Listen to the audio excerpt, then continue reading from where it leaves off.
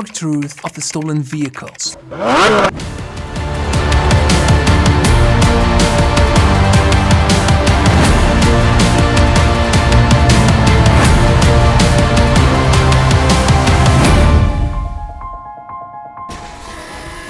There is 75% chance that the car you drive might be stolen. How is this possible?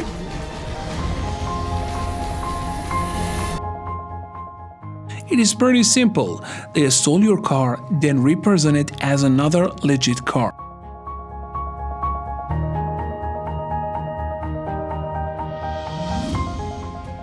And it has been sold. In today's era, monetary you spend on the cars are more than triple of their real estate counterparts. Driving is not a simple get to a specific location anymore. It's like a sport, enjoyable experience. In this equation, more money means a better sports car. Results in a more enjoyable drive.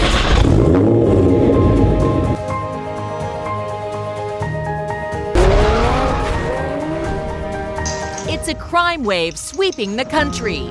Crooks jacking up cars and sliding underneath with electric saws. What are they after? Unlike what some media tell you, there is not just stealing some part and leaving it in the open. They will change your car identity and resell it. According to my resources, this industry produces an average of $50,000 per mid-luxury sedan, not highlighting the big shots behind the sports cars trade.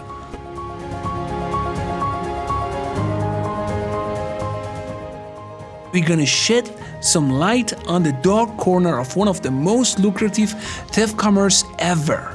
As the criminal like to say it, car swipe. Car is basically a computer on wheels. And if you know how to hack into the system and can attack that system, that's what the thieves want to do. Before any further detail, you need to understand how they steal your car and how they transport it.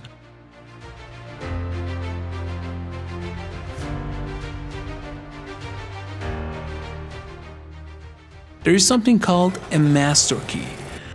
The theft will first choose your car as a target.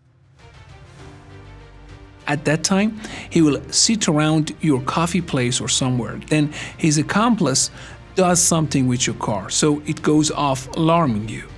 That is where the magic happens. When you reach to hit your crucial fob, it stops the alarming. With it, the nearby theft will use a particular radio signal to copy your crucial frequency afterwards in the right place and the time. Your car will be stolen. However, the radio device is just one way of it. You're watching a car break-in in Hollywood from over the weekend. The thieves somehow walking up to locked cars and making their way right inside. It is a suitable method. Formally, the theft can be exposed if you trace your whereabouts and people around you in 2 days before the stolen time. The solution is the master key that is usually manufactured in Russia. This key belongs to specific car models and works 88% according to the data. After getting the key, you can start an engine of any car with this specific model. Now for shipment. There are a few ways. They put it on a flat and ship it via sea to overseas. Or they will use special one-time paint and change the car colors. They use a replica plate of another car with the same model and color, slowly move it to a remote location, and then use a container to smuggle it outside the country. Roger Morris with the National Insurance Crime Bureau has been tracking these thefts since 2014. If a professional thief wants to steal your car bad enough, they're going to get it one way or the other. This device makes it a little easier for the modern day car. Here's how it works. The attackers grab the radio signal being transmitted by a key fob nearby using a receiver. The receiver relays that signal to a second device, which, when held in close proximity to the target vehicle, allows the thief to unlock the door and, in some cases, even start the engine. Dear audience, it's unnecessary to subscribe or like this video. Nevertheless, this journey aims to provide you with a new vision, so you're most welcome to share your insight and comments down below.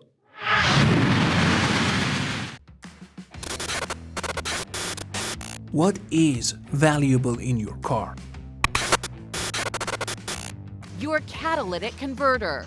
The catalytic converter is the most expensive part, and according to the data by CNBC News, more than 84% of the car theft in the United States lose its catalytic converter.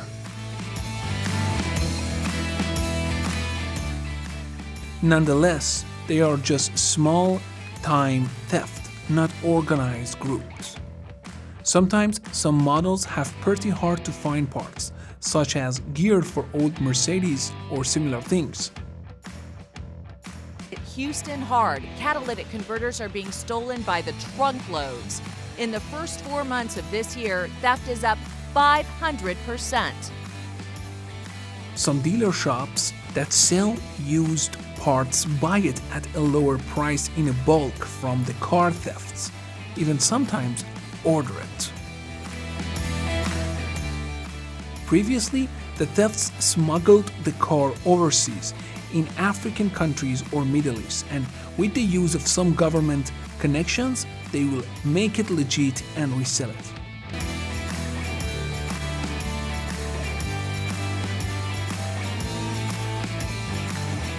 It sounds easy. Well, it is. The main thing you need to know is what makes the car traceable. VIN. VIN, Vehicle Identity Number, is like your social security number. It's a serial number, helps the manufacturing company give clients the warranty and the car servers. Nonetheless, it will create a traceable link between the car and the factory. It means via the correct VIN, the car always can be traceable. There are a few ways they bypass this. First, they use forged document. They will export the car from the origin to a Middle East, then use document of that country to create a legit identity for the car. Now, the automobile looks completely legit, then transported to a destination continent from either Africa or small countries in Middle East, since they will resell the car there. Until the buyer doesn't check the VIN in a manufacturing car, the car considered legit. However, there is a few details into it. For example, some people have an inside guy in manufacturing company. Let's assume Fiat for the sake of it. Our inside guy in Fiat will create multiple VIN for any model. Then they sell this VIN for excellent price to auto theft groups, which they use as a reference to stole the same model and car. So the car uses the spare VIN to replace the stolen one. Broadly speaking, this kind of automobile will be sold to European territories because they tend to use more regular and not too expensive ones.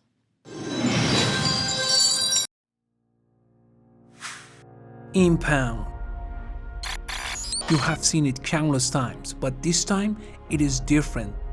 In UK, more than 60% of the cars that have been stolen would always be found in 3 to 5 months. But why? The answer is a simple one. When the automobile has hijacked, the theft group will hide the car for the mentioned period of time. Then after a period, the associate used the company to announce the car had been impounded on the date of the theft. It has been kept inside our garage now. The police notified the owner, not to mention that they had already used insurance and replaced the car. Currently, the impounding company asks for the big money. For instance, let's assume £80 per day for parking and around £200 to £300 for transportation. For 5 months, the owner has to pay £12,000 just for parking. So the owner will say, no thanks, I don't need it. That is mainly what the impounding company wants, from which they use specific laws in UK, and as the possessor of the car for a long time, they can get the ownership. Of course, the court will ask for the original owner's permission. However, if he does not agree, the parking payment must be made. So either way, it is a profitable business for impounding company, and the job is considered legit. However, that is not all. The reverse scenario might happen. Thefts stole a car from Africa or Middle East, then smuggle it to US or Canada to sell it a bit cheaper. And before the unfortunate buyer found out what was going on, our mystery vendor was long gone. The best and the most used method is unrepairable crash cars, or the best and the most common one, the burn automobile. They use the VIN and the document of fire-damaged cars and usage stolen one with the same detail to swipe the two.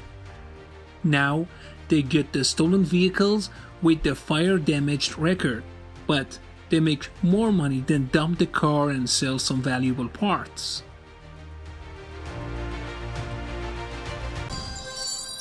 Suppose I tell you some corrupted police official will sell the information about the cars in custody involved in crime. In that case, the theft group goes into the parking lot and takes away interior and the mechanical parts before anyone notices and gets away. So there is a big chance some small part of your vehicle or even the car itself might be stolen.